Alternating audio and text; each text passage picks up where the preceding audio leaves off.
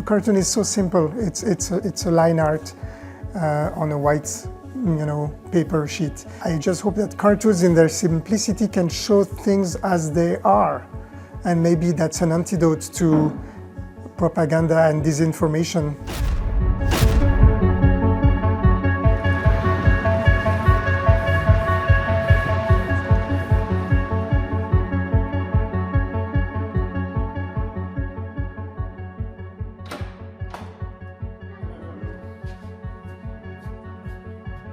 This is the archive.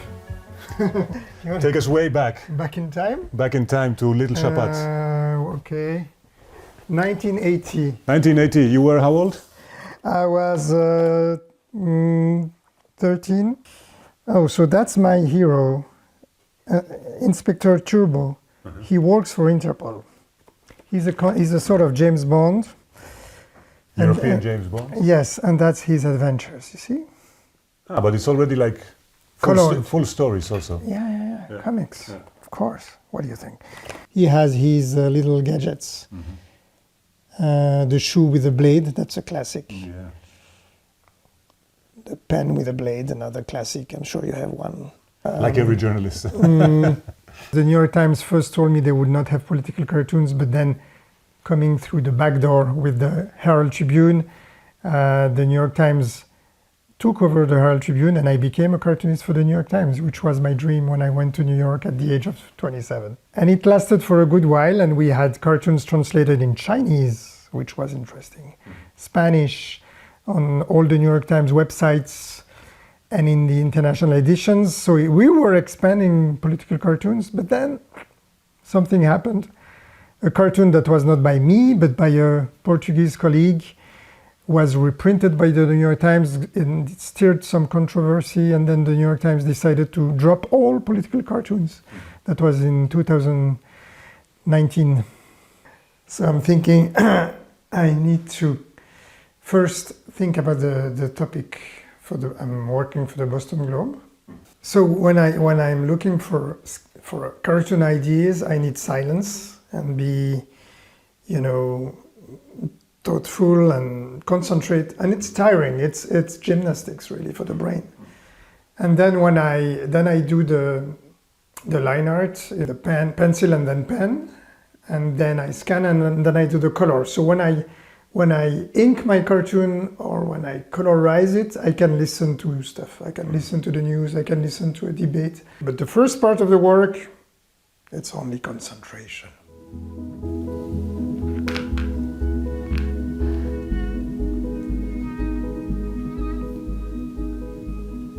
How much have social media changed your work?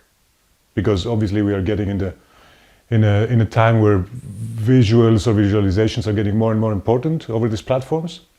Did this have any effect on your job?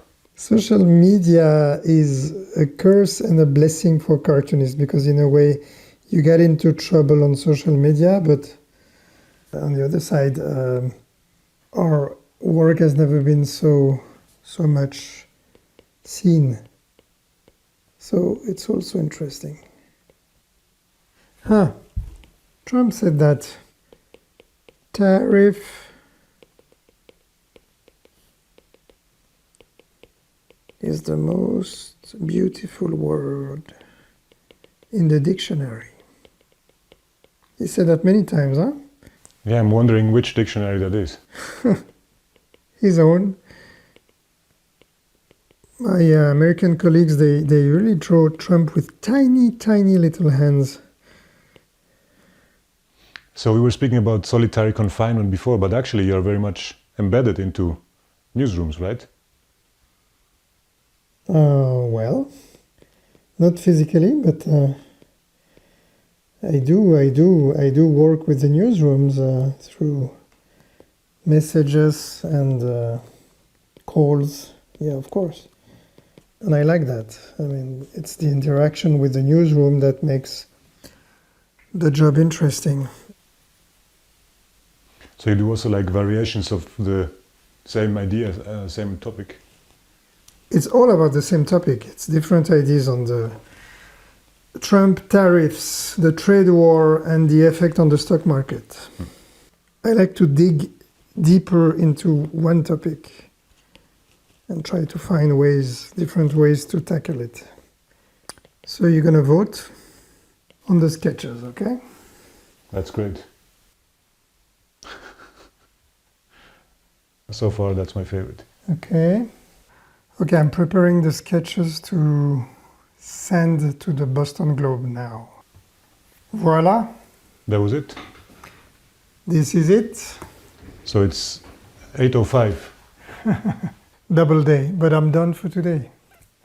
I'm gonna let them pick a sketch. I'll be back tomorrow morning to finalize the sketch.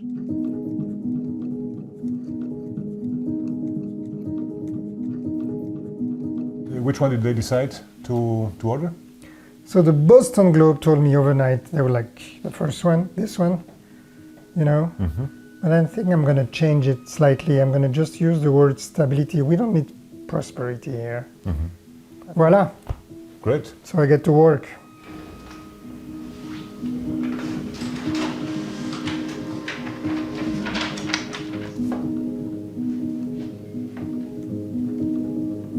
Job it is to protect whistleblowers and prevent corruption and wrongdoing. NPR Scott Orsley is here to explain. Hey, Scott. Hi, Mike. All right, Scott, let's start off with A. 4. Avian flu just continues to ravage the chicken.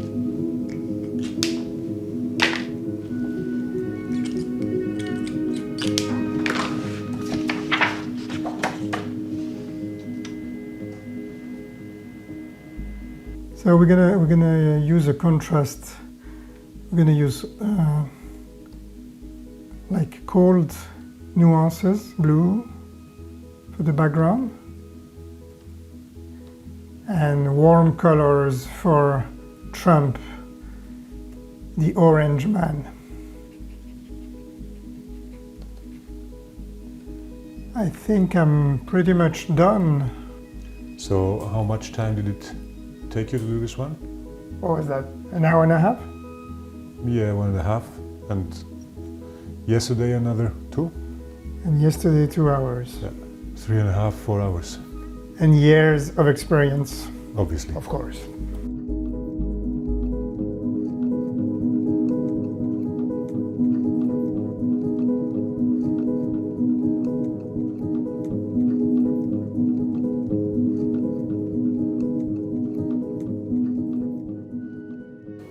Here we are at the FIFDH. FIFDH, that's Film Festival on Human Rights. We're going to be seeing a film, Democracy Under Siege, which is of course about the US, but it's a film around Ann Telnes, my colleague from the Washington Post. She was in the news over something she did, which was to me quite beautiful. She quit for a matter of principle. She quit the Washington Post after, I think it was 17 years working for them, over a cartoon that was refused, that was censored, that she could not publish. And that cartoon was just showing truth, you know, the facts as they are, which is the tech moguls, you know, caving into Donald Trump, the new king, and paying their tribute to Donald Trump. And one of them was Jeff Bezos. Jeff Bezos turns out to be one of the richest men in the world and the owner of the Washington Post, so the newspaper would not run that cartoon. So we're going to be talking about that, about Ann Telnes, and about the state of political cartooning in the US, and let's say the diminishing appetite of publishers for showing courage and speaking truth to power and doing their job, which is to be critical of the people in power. You have been in this business quite some time now. Talk to us about limits on humor and limits on satire. Have you seen a shift in this perspective during your career? The limits, well, there've been limits all along, but they've been evolving in a way. And the path for satire has been getting narrower, I would say. I mean, political cartoons are under different types of pressure. There's, of course, the pressure of extremists. Charlie Hebdo, for example, that was the worst case. It was the worst form of censorship, which is killing. Those are the clear threats, let's say. Yeah, the most extreme, I would say. Then came more and more over the last 15 years, censorship through society, through the public space, the era of sensitivity, people who get offended by humor, jokes, and the whole question of what can we laugh about, and maybe some sort of overreaction by some parts of the public using social media, which is a powerful leverage. And there is the classical form of pressure, which is the government pressure. Yeah. And this is increasing, actually. This is increasing. We used to fight for cartoonists in remote countries. We're now fighting for our freedoms in our democracies. And do you feel it also in, let's say, in perspective of censorship? Has it a personal effect on you, like self-censorship? Self-censorship, that's a big word, and it's actually part of the job in a way. Self-censorship is also professionalism, if you want. In this business, you censor yourself daily in the sense that you look for ideas. In my line of business, I'm not trying to provoke for the sake of provocation. I'm trying to aim right in the middle of the target. So this implies a form of self-censorship, which is called elimination of some ideas in the thought process. Otherwise, if you're alluding to the pressure from the extremists, the topics of religion and stuff like that, again, if you're trying to be as precise, as just as possible, well, you can control your message, you cannot control the way your message is going to be received and the reactions of people who get offended or angry about what you do. We live in what some people call the post-factual times. How is it possible to work under these conditions? It feels like a post-truth era, like an information chaos we are more and more living in. And we used to have different opinions, but now it feels like we have different opinions of what the facts are.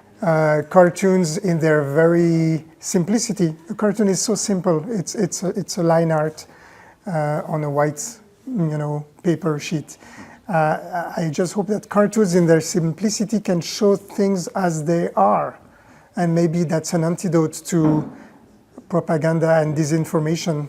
Very often cartoons are just a symbol of what's going on in society in general and of the state of freedom of the press in a given country.